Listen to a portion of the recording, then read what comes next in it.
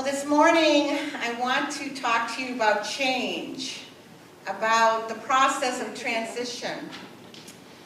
And as Jen mentioned during her book announcement, this is based on one of my favorite Unity books, Finding Yourself in Transition. It was written by Unity minister Reverend Robert Brummett, who was my favorite teacher in seminary. He really had the greatest impact on me. He was my teacher in Buddhist meditation, insight meditation, and he came and installed me at my first church down in New Jersey. By the way, I have some friends here visiting from my first church in New Jersey, Joe and Mel and Kathy. Kathy, of course, was also here. But, you know, I see you as the trio from New Jersey. But anyway, Robert came down there when I was stalled, and he is just such a gentle spirit, and this book is phenomenal. And when I first came here 5 years ago, it'll be 5 years, August 1st, can you believe it, that I came to you here in Worcester. I did this series back then because you were getting a new minister, and I was getting a new church. But I was thinking about the fact that we are really in a period of transition, aren't we, as the Unity Church of Central Massachusetts, right here and right now, with lots of exciting things happening, but particularly the fact that we are about to go from being an English ministry to being both an English ministry and a Spanish ministry. Yes.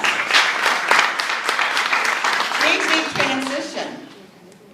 And so I thought, you know, this is the right and perfect time to revisit this material in this book. Robert Brummett basically divides it into 3 sections: facing the ending, entering the void, and embracing the new beginning. And this first section will be on facing the ending. Because what a lot of us do when we find ourselves in transition is that we really rush headlong into embracing the new beginning. We don't spend a heck of a lot of time facing what it is that we are letting go, what we are releasing. We certainly don't want to spend too much time in the void, which you'll learn a lot more about next week. But the void is when you're wandering in the wilderness in between the ending and the new beginning, not quite knowing where you are. Very unsettling period. Lots of times we just go from beginning to beginning to beginning. Have you ever had that happen? You know, one of the most common examples of that is you break up in a relationship and next week you're with a new person. Right? So did you face the ending? Were you in the void very long? No, you're right into the new beginning. How often does that work out? Doesn't tend to work out too well for us. When we skip this natural process of being in transition. You know, I think about my own personal life and what's going on for me, and there's always a reason why I'm drawn to certain material. And I don't think there's ever a time for most of us that we aren't in some form of transition, some type of change in our lives. And I know that many of you were here in the last 5 weeks with my mom coming to church, Stannard. But I am definitely in a time of transition with her. I've been sharing with my friends, she's in kind of a steep decline right now mentally, emotionally. For those of you who are familiar with dementia, one of the things that happens for them is that they get more and more difficulty sleeping. So she's up most of the nights. I'm here today on 2 hours of sleep. Put her to bed at 11 o'clock last night. She got up at 2. The whole house was woke up, all the lights on, banging, slamming drawers and doors, and went down, got her settled. She's back up at 3:30, went down, got her settled. She came up at 5 o'clock to wake me up. When are we going to go? You know, that kind of thing. So it's a challenge. It's a challenge. And this is kind of a slow, gradual change and transition in knowing that big changes lie ahead for us. And then I think of the folks in Aurora, Colorado, went to the movies at midnight. Not so much preparation, right? Not so much time to prepare for a huge transition in some of those folks' lives, both the ones who survived and the survivors' families. And so I really believe, I say we're spiritual beings having a human experience.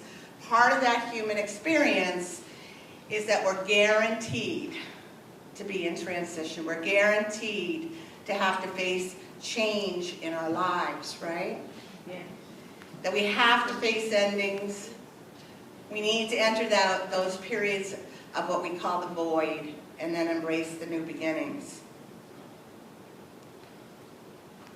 Now, some of you might be saying, in terms of the church with the Spanish ministry, hey, BJ, nothing's going to change for us in the English ministry.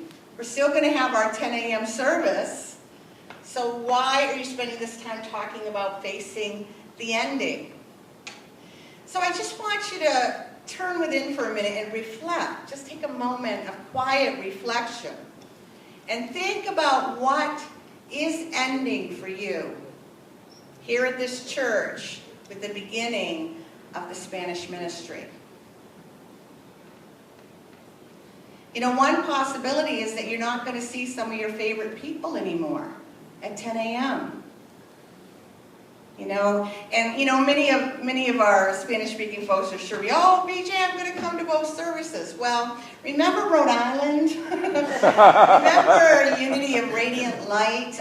Some of you may not have been here for that, but we had a lot of folks that used to come up here from Rhode Island and go to church because they didn't have a Unity Church in Rhode Island.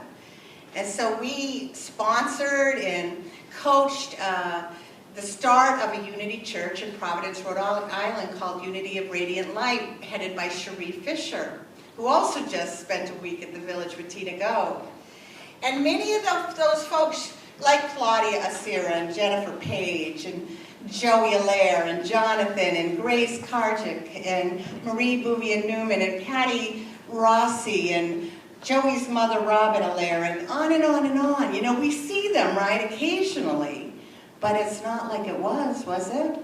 Where they were with us most each and every week. And so that, if I don't know if I would make the commitment to go to 2 Sunday services a week. So they say, yeah, I'll be at the 10 a.m. and then I'll be at the 1 p.m. And I already had somebody in the English ministry come and say to me, one of the reasons I'm here is because of Jeanette and Alfredo and Carmen and, and Davina and Ileana and on and on and on, right? It's not going to be the same for me. And and we have to acknowledge that. No, that's what change is. It's not going to be the same. Carla back there, Gina Marie and Donna, right? It's not going to be the same. It's going to be better, Carmen. It's going to be better. Hey, you're going to let us grieve a little bit. We have to face the ending. Don't rush me into the new beginning. In 3 weeks, we'll be in the new beginning. Right now, I will grieve. That's the end of her talk. Moving on. Some other things, fellowship isn't going to be the same.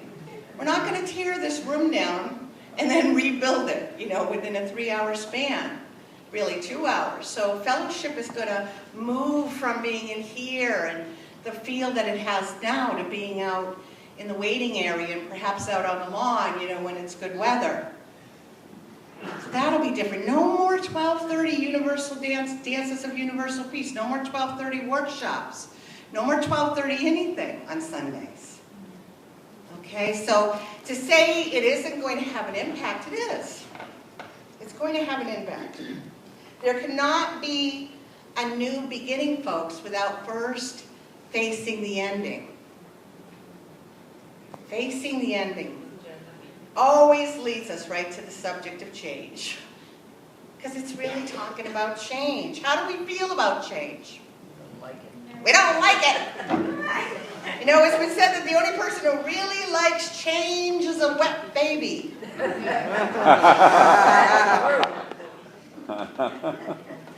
There's a true story about an African tribe that faced a very serious problem. You see, they were all dying, women and men, between the ages of 30 to 40.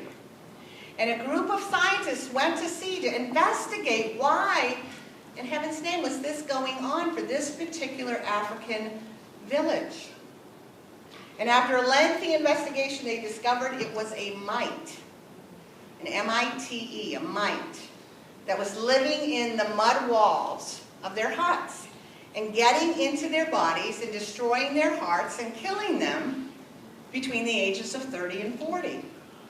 Now the scientists told the people that they had three choices. Choice number one, they could move the village altogether, just move to another location. Choice number two, they could burn down their current village and rebuild. Or choice number three, keep it the way it is. What do you think the village people chose? Keep it the way it is. They chose death over change. To this day, they continue to die there between the ages of 30 and 40. Wow. Yeah, wow. Surprised? No. Well, that is how much most people do not like change. And guess what? It doesn't even have to be a big change. I love this poll that was taken. It's a few years back now. You remember the magazine Psychology Today? Yeah. Well, they took this poll, and the poll asked the question, what do you think is the number one cause for stress in the workplace? Do you know what it was?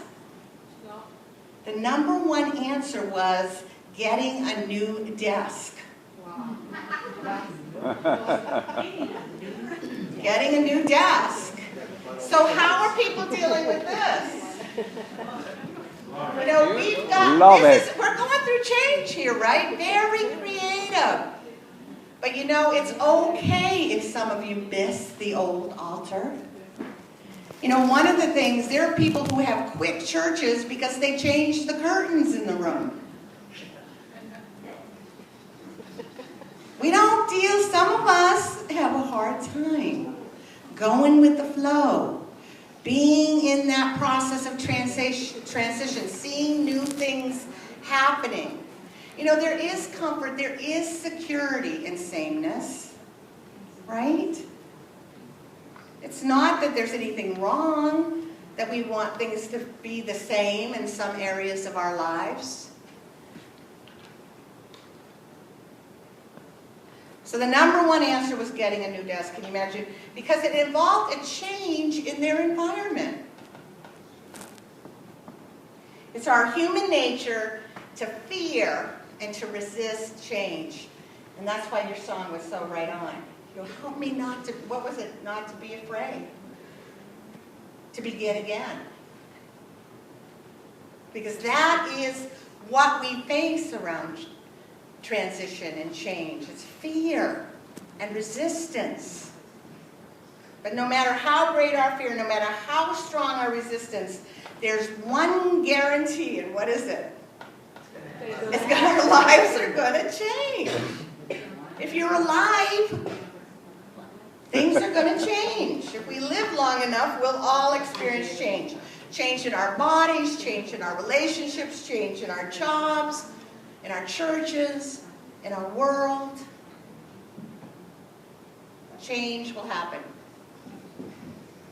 And I believe that one of the greatest spiritual truths for us to learn is how to let go of the fear.